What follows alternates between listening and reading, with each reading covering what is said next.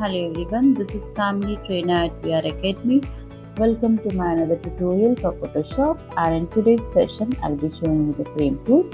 Now frame tool will be used to fit in any image inside the bounding box.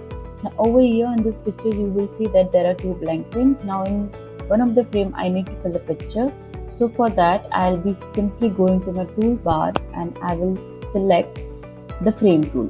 Once you make a selection on that, make sure that you're trying to occupy the corners well. Please zoom as much as you need so that you can try to occupy all the corners.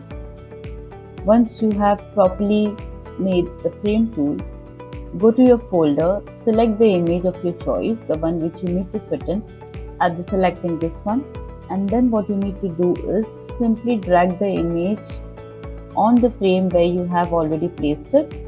Once done, it will take a time to load, and then you will see that the image is already fitted inside the frame. In case if you need to resize it, you can always click on you go to your layer button, you can always click on the thumbnail, and then with the help of your toolbar you can always fit the image as you want. So whatever position you wish for to fit in, you can always fit the image properly and get the desired result. Once done, press enter. This is the final output. This is how you are going to fit in any picture inside the frame tool. I hope you understood how to use the tool. Thank you for watching.